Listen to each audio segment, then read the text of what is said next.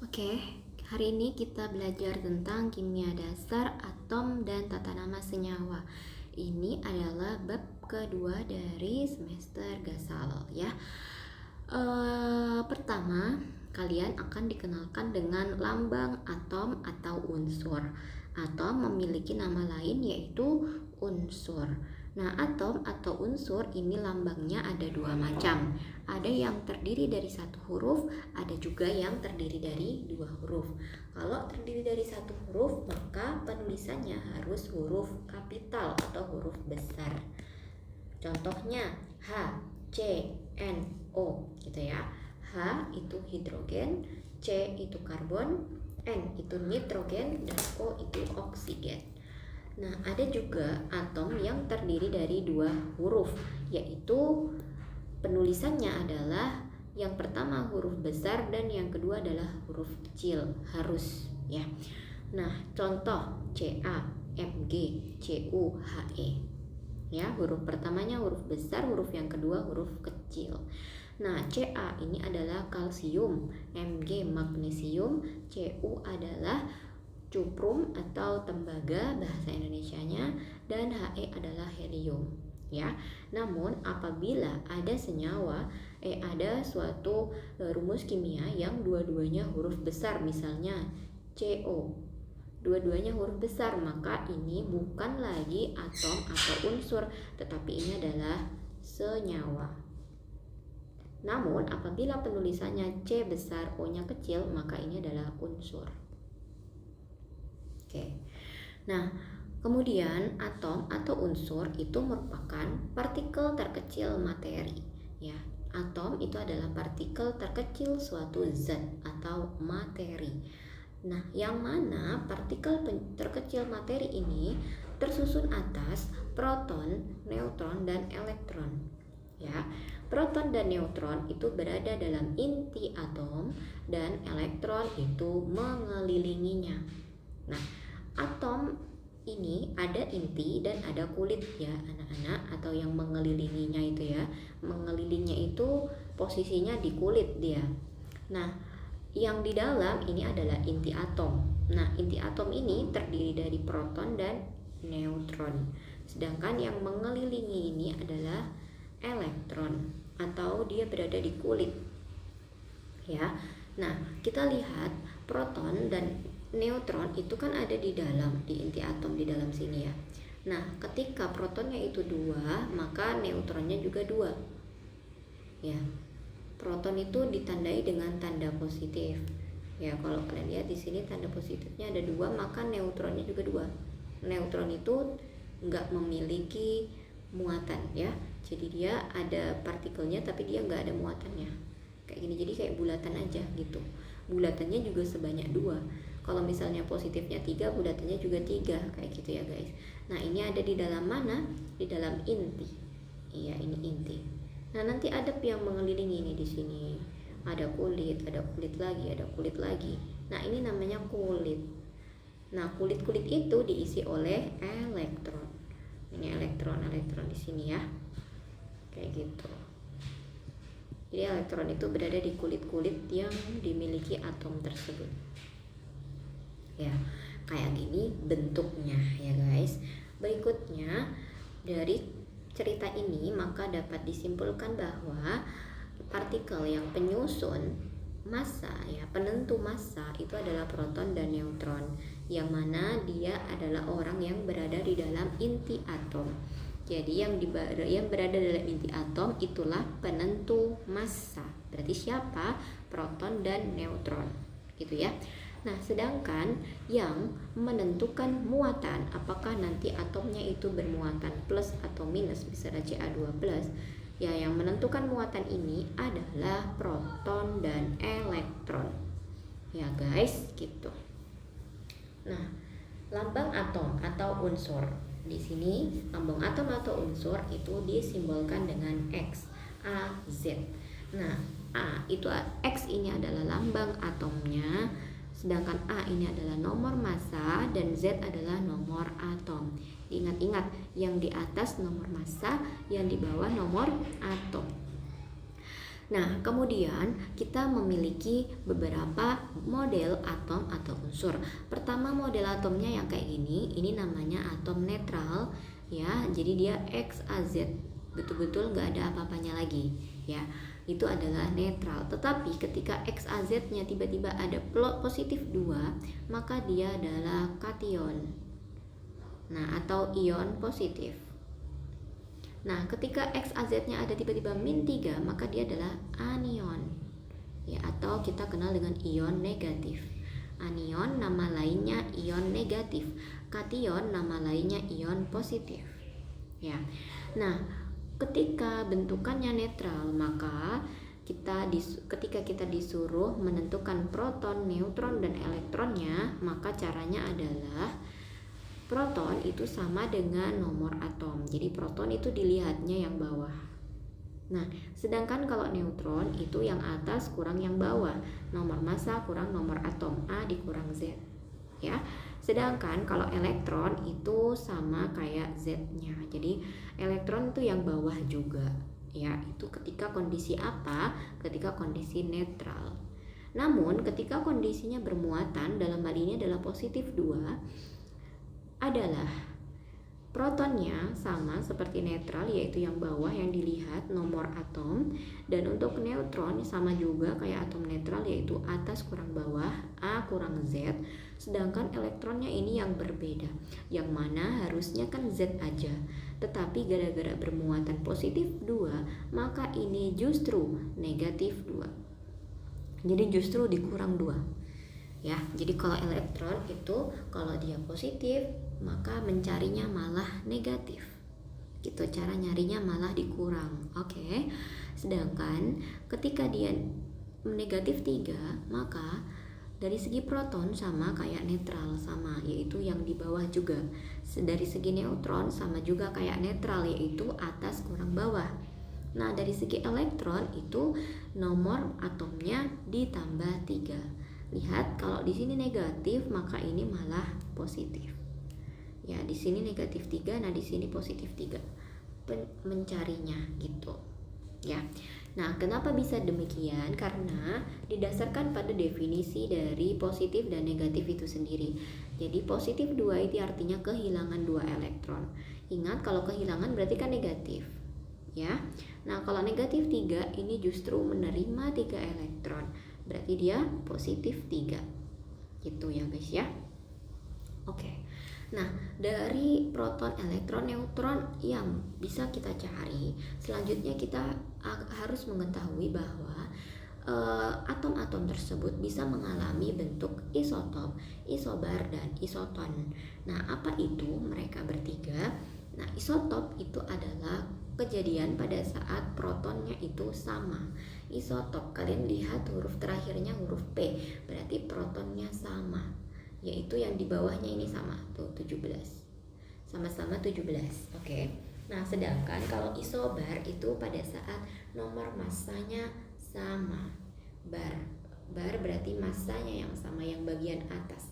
Contohnya N14,7, C14,6. Jadi dari segi yang bagian atas sama nomor massanya. Oke. Nah, sedangkan kalau isoton itu adalah kondisi pada saat neutronnya sama. Kondisi pada saat neutronnya sama ya.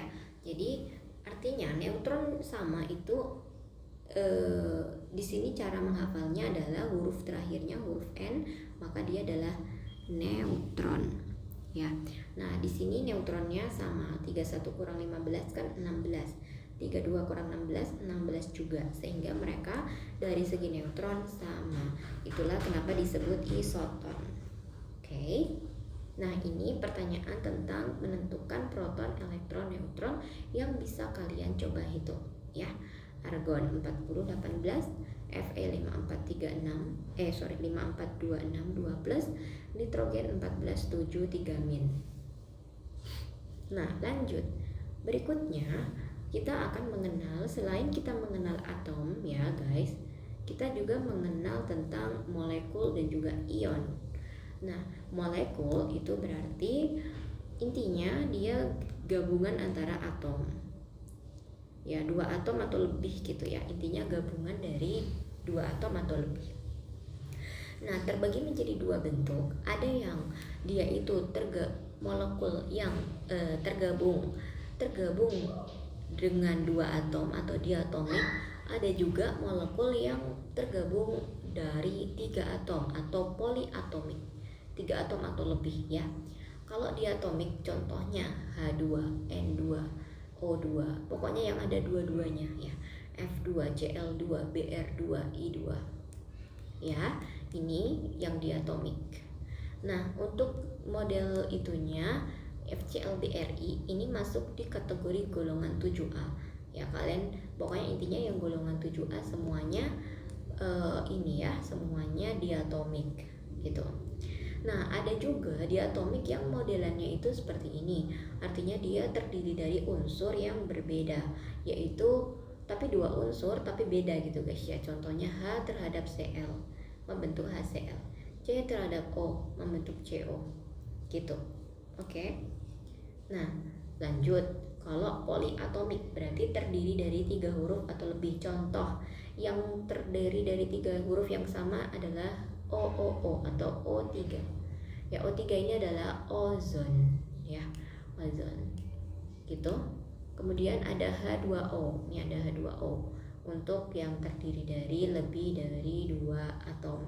Berarti H mengikat O dan mengikat H atau air ini ya, molekul air. Jadi terdiri dari 3 huruf ya, 3 unsur gitu. Kemudian NH3 juga sama. Jadi dia mengikat banyak ya, ikatannya banyak, lebih dari 2 gitu. Ini ada 3 ya. Ya, kalau dari segi atomnya ada 4 gitu. Kalau ikatannya ada 3. Oke, tadi kalian belum belajar ikatan ya. Terus lanjut ke kation. Nah, ada yang bentuknya molekul, ada yang bentuknya ion. Kalau ion itu ada 2 macam guys ya. Yang seperti tadi aku bilang bahwa ion itu ada yang positif, ada yang negatif. Artinya ada yang kation, ada yang anion. Ini ya, kation, ada yang anion. Nah, kalau kation itu contohnya yang terdiri dari 1 unsur ya, seperti Na+, Fe3+, Mg2+. Jadi intinya dia muatannya positif dan terdiri dari 1 huruf. Ya, kalau yang di sini berarti yang terdiri dari 2 huruf ya. Contohnya N sama H4. Ya, NH4+. Nah, ini berarti kategori kation. Ya, kation. Kation yang poliatomik. Ya, karena atomnya lebih dari 2. Oke. Nah, untuk anion juga sama. Berarti kalau anion ada yang cuma terdiri dari 1 unsur, ada juga yang lebih gitu ya. Nah, untuk yang 1 unsur contohnya S2-, N3-, O2-, Cl- ya. Terus untuk Cn nih, di sini ada Cn-, ada OH-. Nah, adapun untuk berapa ya di sininya angka yang dimiliki oleh setiap unsur itu ditahunya dari ininya ya. Sebenarnya dia ditahunya dari ikatannya. Tetapi kalau di kelas 10 itu biasanya kalian disuruh menghafal ya guys. Misalnya Na, kalian harus tahu bahwa Na itu +1 gitu. Kalau kalian harus tahu bahwa Mg itu +2 kayak gitu guys. Jadi harus menghafal ya. Oksigen juga harus tahu bahwa dia -2 gitu ya. Jadi kayak gitu ya. Tapi untuk penulisan kation anion itu angkanya duluan ya anak-anak ya. Kayak harusnya kan Mg itu kan +2, tapi dia penulisannya bukan Mg +2 ya, tapi 2+. Jadi Mg-nya 2+ gitu. Jadi cara menentukan, cara pengucapan kation anion itu angkanya duluan, oke? Jangan plusnya duluan. Paham ya? Dari segi penulisannya dan pengucapannya. Oke. Nah, lanjut. Berikutnya adalah rumus molekul dan rumus empiris. Apa itu rumus molekul? Rumus molekul disingkat dengan RM, yaitu rumus yang menyatakan jumlah atom-atom dari unsur-unsur yang menyusun satu molekul senyawa. Artinya kita pada rumus molekul ini berpatokan kepada jumlah. Jadi jumlah atom-atom, jumlah atom yang menyusun suatu senyawa. Contoh H2O, berarti di sini jumlah atomnya H2O, berarti ada atom H dan atom O. Di mana atom O? Atom H-nya ada 2, atom O-nya ada 1. Nah, ini namanya rumus molekul. Contoh lagi C6H12O6. Jadi kalau rumus molekul dari C6H12O6 ya berarti di mana dia itu terdiri dari atom C, H, dan O, dengan C itu 6, H itu 12, O itu 6. Jadi penulisannya secara otomatis sesuai dengan jumlah karbon, sesuai dengan jumlah atomnya masing-masing. Ya, misalnya karbonnya 6 ya ditulisnya apa adanya C6 gitu. Hidrogennya 12 berarti ditulisnya H12. Oksigennya 6 juga sama. Ditulisnya pokoknya kalau rumus molekul itu ditulis apa adanya sesuai dengan jumlah yang ada, ya sesuai dengan jumlah yang ada di ini yang diketahui gitu ya guys ya, tidak diotak-atik sama sekali. Nah, sedangkan kalau rumus empiris itu adalah rumus yang menyatakan perbandingan terkecil atau paling sederhana. Nah, jadi ingat di sini kalau empiris itu dia menentukan perbandingan atau menyatakan perbandingan terkecil.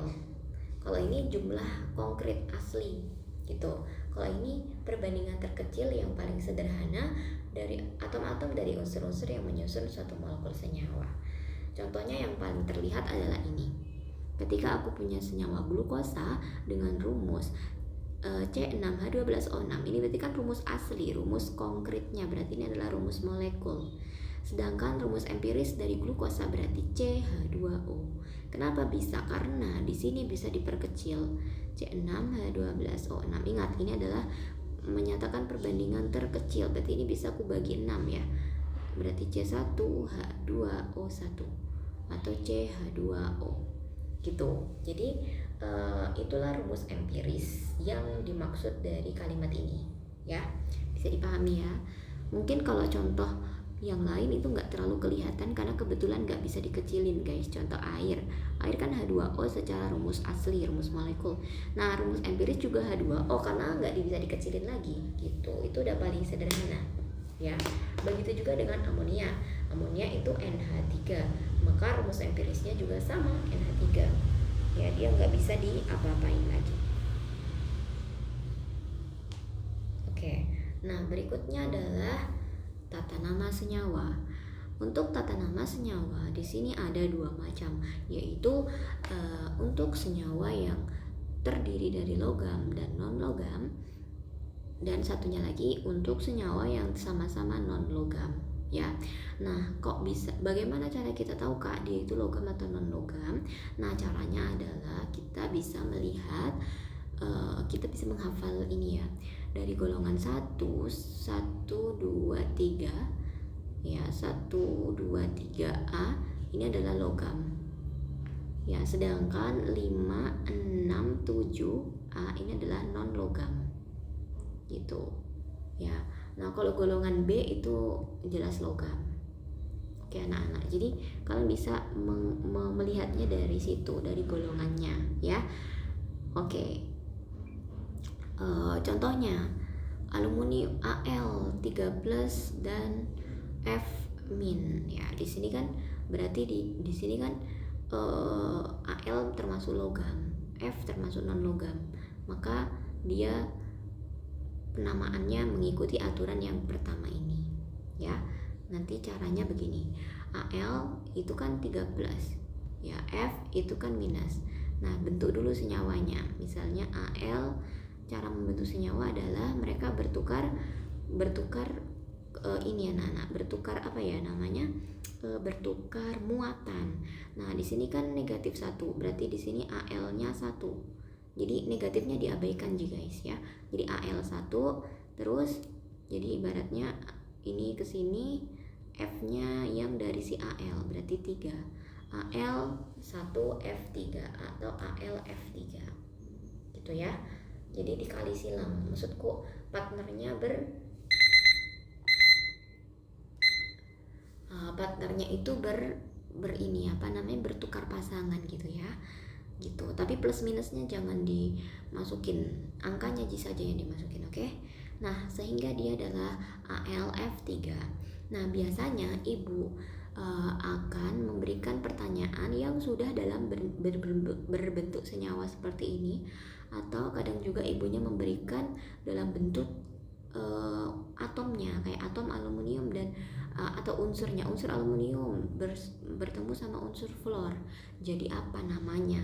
Nah, jadi kadang soalnya itu berasal dari sini startnya, kadang berasal dari sini ya, sudah dalam bentuk senyawa kadang ya. Jadi kalian harus bisa dua-duanya. Nah, untuk ini namanya, untuk tata nama yang pertama yaitu logam dan non logam, itu logamnya selalu disebut dalam bentuk nama aslinya yaitu Al, artinya di sini adalah aluminium. Nah, untuk F ya, anionnya atau non logamnya itu wajib ditulis berdasarkan yang ada di tabel ini, atau biasanya orang-orang menghafalnya itu ada kata ida di belakangnya ya. Ya, kalau di sini kan ada di tabel ya, F min itu Florida. Tapi kalau misalnya kalian menghafal, misalnya kalian nggak hafal tabel ini, terus kalian taunya F itu Flor, maka bisa saja tetapi nanti belakangnya kasih ida, jadi aluminium Florida gitu ya. Jadi penamaan untuk non logam itu harus ada idanya ya.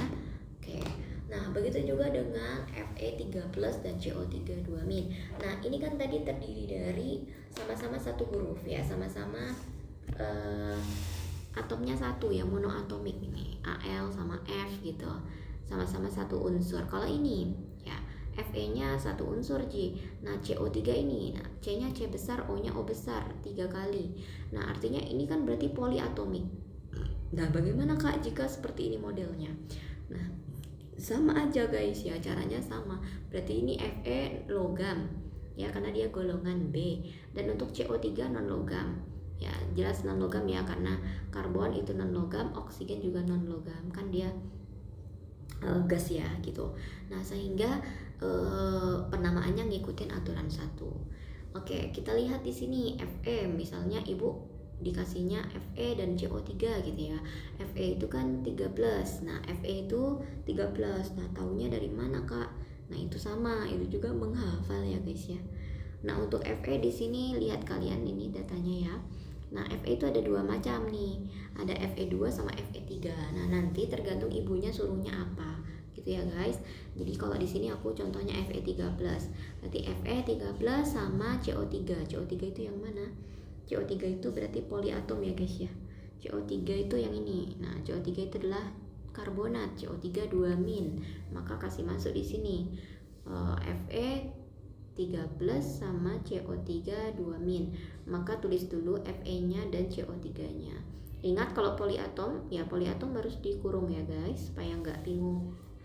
Nah, habis itu Fe di sini titik-titik, CO3 titik-titik. Nah, titik-titik ini diisi oleh ini. Jadi ini kayak menyilang, ini 2, 3-nya yang ke belakang kayak gitu. Jadi Fe2 CO3 3 kali ya. Gitu guys, pembentukan senyawanya. Maka ini namanya apa? Ini namanya Fe. Fe tadi apa? Besi 3. Kenapa besi 3? Karena aku ambil yang 13.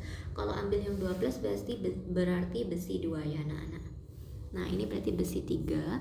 Lalu besi 3 apa? Nah, CO3 itu apa? CO3 ya dilihat di tabel tadi. Ini adalah karbonat. Ya udah, berarti besi 3 karbonat. Gitu. Oke, atau kita bisa juga menyebutnya dengan ferrikarbonat.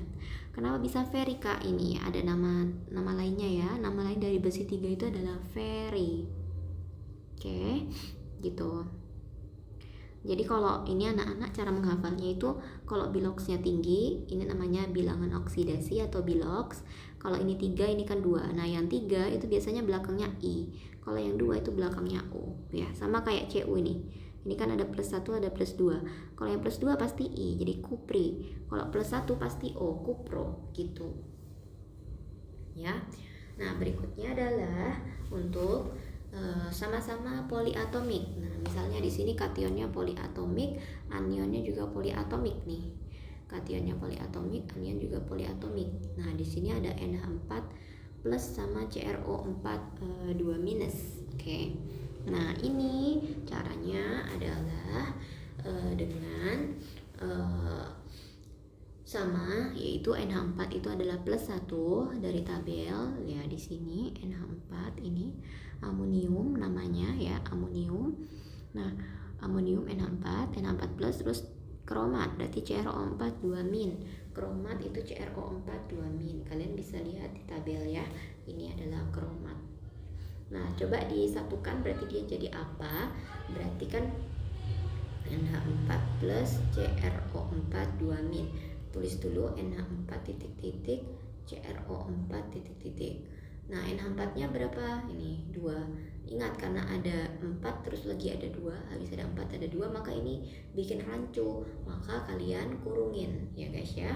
Terus NH4-nya 1. Nah, kalau 1 ini nggak usah ditulis dan nggak usah dikurungin. Jadi ini enggak ada tulisannya, sehingga dia adalah NH4 2 kali CrO4. Maka namanya adalah NH4 nya disebut seperti biasa nama aslinya yaitu amonium. CrO4 juga sama, langsung disebut saja yaitu kromat. Oke, jadi amonium kromat. Nah, lanjut guys.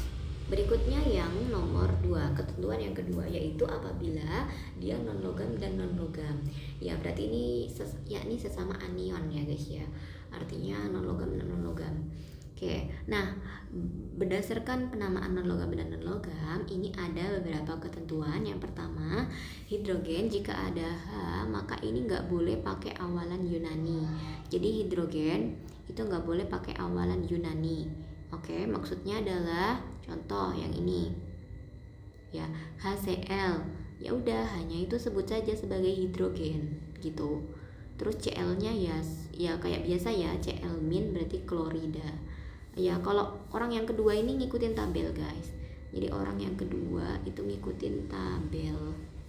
Ya, kayak ini Cl min itu klorida. Jadi orang yang kedua ini loh. Oke, kalau orang yang pertama ini ada beberapa aturan ya. Nah, orang yang pertama karena hidrogen ya udah langsung hidrogen gitu. Cl ngikutin tabel berarti klorida. H2S. Nah, ini yang kumaksud dengan tidak boleh pakai awalan Yunani.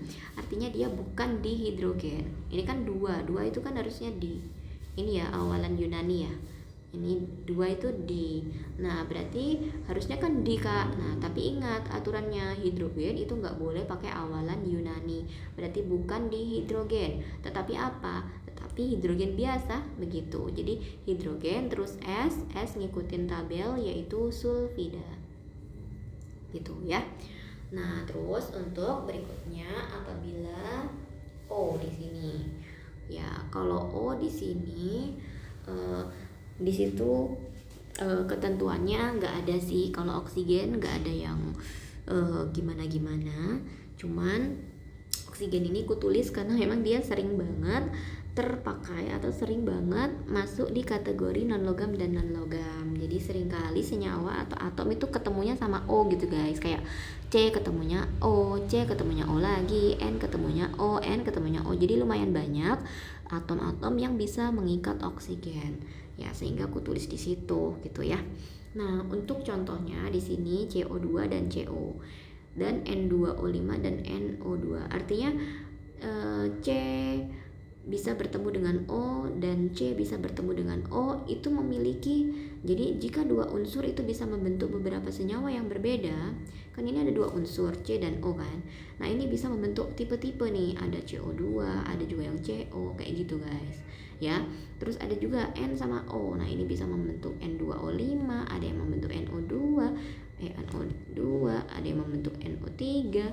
Jadi beda-beda kayak ya lebih dari dua ini gitu ya, bisa membentuk senyawa-senyawa yang berbeda gitu, padahal terdiri dari dua huruf yang sama.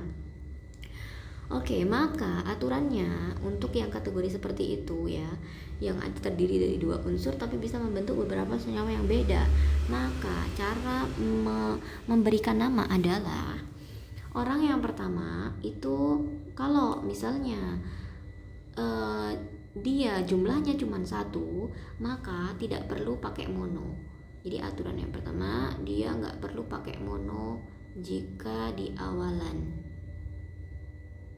Jadi mono nggak usah dipakai ketika di awalan. Kan karbonnya di sini di awal, betul, ditulis di awal. Terus dia jumlahnya satu, jadi dia bukan monokarbon, bukan ya guys ya, tapi karbon saja. Terus O2 berarti di sini dioksida. Ya, kenapa bisa di? Karena dia harus pakai Yunani, ya. Dia harus pakai Yunani. 2 itu kan di, berarti di. O itu kan oksida. Ini O2 min adalah oksida, itu dari tabel, ya. Nah, untuk CO berarti karbon, dari segi C sama karena jumlahnya cuma satu dan nggak boleh pakai mono ya kalau di depan. Terus yang di belakang di sini ada O dan jumlahnya satu, maka wajib pakai mono. Jadi monoksida. Gitu ya. Oke. Kemudian kalau N2O5. Nah, kalau kalau di sini berarti orang pertamanya itu bukan satu melainkan dua. Maka ini wajib pakai D. Ya, wajib pakai Yunani, guys, ya. Gitu ya. Kalau awalannya 2, 3, 4 DLL ini wajib pakai Yunani gitu guys. Misalnya N2O5 berarti di nitrogen, oke. Kemudian O5 berarti 5 itu adalah penta. Ini ya bisa dilihat ya, 5 itu penta oksida, oke. Gitu. Begitu juga dengan NO2, karena N-nya di sini awalan dan dia cuma satu, maka penulisannya nitrogen. Jadi bukan mononitrogen, bukan ya. Terus habis itu O-nya ada 2, berarti dioksida. Gitu. Jadi kalau orang yang kedua, ini huruf yang kedua itu wajib pakai Yunani. Ya. Baik itu 1, 2, 3. Jadi kalau 1 ya mono, 2 ya di, 3 ya tri gitu ya. Jadi wajib pakai Yunani aturannya. Kalau huruf kedua itu tanpa terkecuali ya guys. Kalau huruf pertama itu ada kecualinya, yaitu 1. Kalau 1 nggak usah ditulis mono ya gitu. Tapi kalau 2 dan seterusnya wajib ditulis. Tetap wajib ditulis, oke? Nah, seperti itu. Dan namanya itu nama aslinya. Kalau karbon C berarti karbon, N ya nitrogen gitu ya. H ya hidrogen gitu. Bukan yang hidrida gitu-gitu, bukan nitrida ya, tapi nitrogen asli ya, nama aslinya J yang pertama. Oke, tapi kalau nama kedua ngikut tabel. Kalau S ya bukan kayak misalnya ini S. Ini kan nama aslinya sulfur. Nah, bukan sulfur tapi sulfida. Jadi ibaratnya huruf kedua itu ngikut tabel yang ada ida-idanya ya. Oke, sampai sini ya.